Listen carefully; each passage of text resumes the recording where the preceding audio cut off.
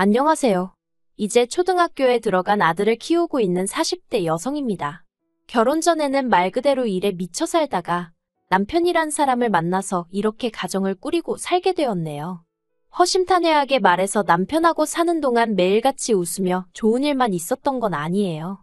어느 다른 부부들처럼 부부싸움도 했고, 이게 또 연애 때나 신혼 때랑은 다르게 자식을 키우다 보니까 서로 싫은 소리도 하게 되고, 날선 표정으로 대하게 되더라고요.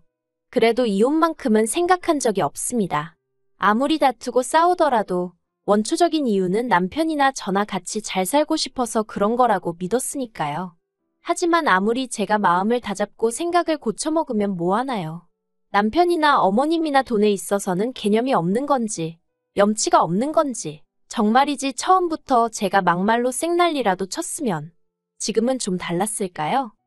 남편과는 20대의 끝자락에 친구 소개로 만났습니다. 옆구리 시리다는 겨울에 만나서 약 1년간 즐겁게 연애했어요.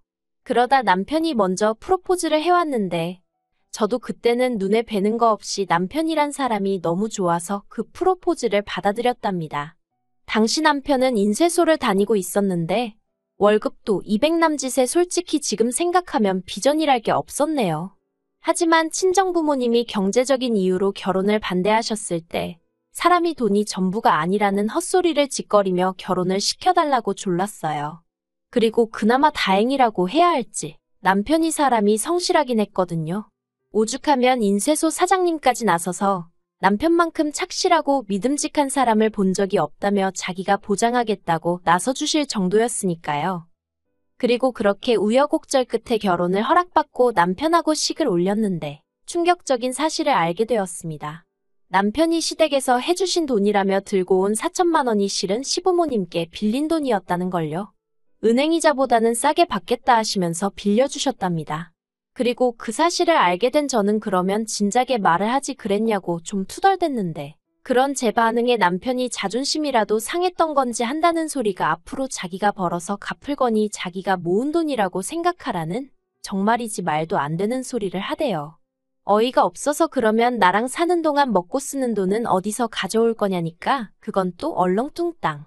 그래도 솔직히 식 올리자마자 이혼한다 소리를 어떻게 하겠어요.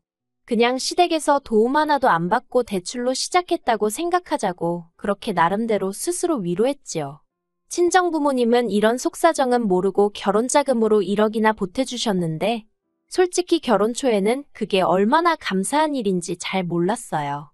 시댁이야 형편이 우리 집만큼 넉넉지 않아서 그렇지 제 주변 친구들이나 인터넷에서 사람들이 하는 말만 봐도 집을 받았느니 차를 받았느니 해대니까 저도 그냥 제가 평범한 줄 알았습니다. 그런데 시댁에 다달이 150씩 갚아보니까 친정부모님이 얼마나 큰 도움을 주신 건지 점차 뼈저리게 알게 되었네요. 그래도 남편이랑 그럭저럭 사이도 나쁘지 않았고 다른 건 몰라도 남편이 저희 친정아버지한테 싹싹하게 잘하더라고요. 자기 쉬는 날 친정아버지 사무실로 찾아가서 장인어른한테 점심 얻어먹으러 왔다는 너스레도 떨고 또 저희 남편은 운동이라면 질색팔색을 하는데 저희 아버지가 산에 다니시는 걸 무척 좋아하시거든요. 그러니까 그걸 일요일 아침마다 꾸역꾸역 따라가대요.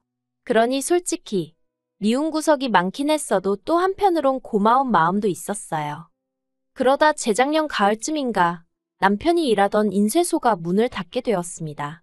남편은 평생 일이라곤 인쇄소에서 배운 게 전부였다 보니 어쩔 줄을 몰라 하더라고요. 그리고는 다른 집 가장들처럼 대리라던가 배달이라던가 소위 진입장벽이 낮은 일부터 손떼기 시작했어요. 그런데 솔직히 대리고 배달이고 요새 속된 말로 돈을 날로 버는 일이 있기나 한가요? 인쇄소는 그나마 고정된 거래처도 있고 하니까 그럭저럭 운영이 되었던 건데 그것도 사장이 몸져 누워버리니 직원 보고 주문 넣어주는 거래처는 없더라고요. 그리고 남편은 남편대로 한번 살아보겠다고 이일저일 부딪히다가 한 달 정도 지나니까 뭐랄까 자포자기한 듯한 눈치였달까요. 솔직히 남편 기죽을까봐 제가 터놓고 말은 못했지만 옆에서 지켜보는 제 스트레스도 이만저만이 아니었습니다. 애는 학교에 들어가야 되지. 그러면 돈 들어가는 일은 지금의 곱절에 곱절로 늘어날 게 뻔한데. 그리고 결국 이 상황을 눈치채신 친정아버지가 한 가지 제안을 하셨습니다. 남편더러 당신을 쫓아다니며 일을 한번 배워보겠느냐고요. 저희 친정아버지는 20년 넘게 인테리어 사무실을 운영하고 계십니다. 저도 아버지 사무실에서 도배며 모며 자빌부터 배우다가 지금은 주로 사무실에서 손님들 의뢰받고 견적 내고 그런 일을 하고 있어요. 그리고 친정아버지께서는 어차피 제가 물려받을 사무실이니 이참에 사위인 제 남편도 배워두면 나중에 도움이 되지 않겠나 생각하신 것 같더라고요. 그리고 다행이라고 해야 할지 남편도 흔쾌히 좋다 하며 바로 이튿날부터 저희 친정아버지 회사로 출근하기 시작했습니다. 길다면 길고 짧다면 짧은 몇 주 동안 처져 있던 남편의 모습을 보다가 모처럼 의욕이 넘치는 모습을 보고 있으니 저도 덩달아 기분이 좋더라고요. 그리고 남편은 자기 특유의 성실성과 착실함으로 친정아버지가 알려주는 크고 작은 기술부터 노하우라고 해야 할지 모든 걸 하나씩 차근차근히 배워갔습니다. 다만 문제는 저도 같이 사는 동안 어느 정도 느끼고는 있었지만 집이 아닌 사무실에서 남편을 지켜본 결과 남편은 스스로에 대한 자신감이 엄청난 사람이더라고요. 그래서 막말로 자기가 맡은 일이나 똑바로 하면 되지. 잘났다고 다른 기술자분들이 해놓은 일을 굳이 들여다보고는 아는 척을 해대기 일쑤였습니다. 이렇게 하면 비뚤어지지 않냐? 이렇게 하면 단선될 것 같다. 처음에는 같이 일하는 기술자분들 모두 그런 남편의 모습을 귀엽게 봐주셨어요. 좀 배웠다고 까부는 것 좀 보라면서요. 그런데 이게 하루 이틀이 아니라 거의 매일같이 반복되니까 솔직히 잔소리 듣기 좋아하는 사람이 세상 천지에 어디 있겠어요? 하물며 하룻강아지가 법무서운 줄 모른다고 기어오르는 꼴이었으니 결국 기존에 일하시던 기술자분들이 같이 일을 한 해 못하네 소리가 나올 지경이었습니다. 경력이 1, 2년도 아니고 중에는 저희 아버지보다도 오래 하신 분도 계셨으니 한마디로 남편이 미움을 사고도 남을 만한 상황이었지요. 제가 중재를 하는 것도 정도가 있었고요. 그래서 결국 친정아버지가 남편을 불러 호되게 한 말씀 하신 눈치였습니다. 친정아버지가 저더러 서운해하지 말라며 귀뜸해 주시기를 사업이라는 게 나 하나만 잘나서 되는 게 아니고 같이 일하는 사람들 기분도 헤아려주고 또 그 사람들이 하는 일을 존중해주고 그래야지. 그래야 모든 게 제대로 굴러가는 법이다. 솔직히 어떻게 보면 기본 중에 기본인 이야기인데 남편도 사회생활을 1, 2년 한 게 아니었는데 그런 소리를 들었으니 기분이 좋진 않았을 거예요. 하지만 이런 일이고 어쨌든 자기가 배우는 입장에서 와이프로서 이렇게 말하면 냉정하다 하시겠지만 저리 싫으면 중이 떠나야지 별 수 있나요? 친정아버지와의 독대 이후로 남편은 눈에 띄게 말수가 줄었고 행동도 조심하는 눈치였습니다. 그런데 정말이지 앞에선 그래놓고 뒤로 제 뒤통수를 칠 줄은 몰랐네요. 남편이 일을 시작한 지 1년쯤 되었던 시기였어요. 시부모님이 살던 집을 팔아서 더 큰 평수의 전세로 들어가신다는 거예요. 솔직히 두 분이 사시는데 굳이 자가를 정리하고 전세로 그것도 큰 평수로 뭐하러 이사를 하시나 하는 생각은 들었지만 제가 보태드릴 것도 아니니 별말은 안 하고 그러시냐 했습니다.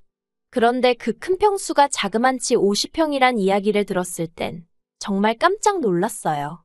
서울도 아니고 40년 된 아파트라서 전세가가 낮다고는 했지만 그래도 좀 말이 안 된다는 느낌이었지요. 게다가 시부모님은 아파트가 너무 오래되었다면서 리모델링 이야기를 꺼내셨습니다. 마침 당신 아들이 그쪽에서 일을 하니 너무 잘 되었다면서요. 정확히 말하자면 어머님 아버님의 사돈인 저희 아버지가 그쪽에서 일을 하시는 거고 어머님 아들은 그저 배우며 월급까지 받아가는 중이라고 정정해드리고 싶은 마음이 굴뚝 같았지만 그 또한 굳이 말은 하지 않았네요. 아무튼 그래서 얼결에 시부모님이 이사하실 집 견적을 내드리게 되었는데 평수가 평수다 보니 아무리 싸게 먹여도 4천은 거뜬히 넘더라고요. 그래서 제가 4천이라고 하니까 어머님이 너무 비싸다며 난색을 표하셨습니다. 아무리 그래도 그렇지 시부모를 상대로 장사를 하려드냐고요. 막말로 제가 어머님 떨어 저희 아버지 사무실에다 의뢰를 하시라 한 것도 아닌데 굳이 저희한테 의뢰를 하셔놓곤 남겨먹네 어쩌네 말씀을 하시니 어이가 없대요. 그래서 제가 어머님 떨어 그러면 다른 곳들도 가보시고 견적도 내보시라 했어요. 직접 비교해보시고 그래도 굳이 저희한테 하셔야겠으면 그때 얘기해달라고요. 그런데 저희 어머님도 성격이 특이하신 건지 죽어도 다른 데에다 견적은 안 내보시는 겁니다. 오죽하면 제가 신우한테도 전화를 해서는 어머님 댁 리모델링 좀 다른 곳에다 물어보라고 나는 나대로 부담스러워 죽겠다는 소리까지 했다니까요. 그런데도 신우도 똑같더군요. 가족이 하는데 어떻게 다른 데다 하겠냐며. 그리고 결론은 깎아달라는 소리였습니다. 그것도 반값에 해달라나요. 막말로 반값으로 후려쳐버리면 인건비도 안 나온다 안 된다 저도 딱 잘랐습니다. 그랬더니 남편까지 나서서 한다는 말이 그럼 자기가 월급을 안 받겠대요. 어이가 없어서 당신이 이달 월급을 안 받으면 우리 생활비는 뭐로 하냐 하니까. 그러면 자기더러 어쩌라는 거냐면서 오히려 급기야 저한테 화를 내는 게 아니겠어요?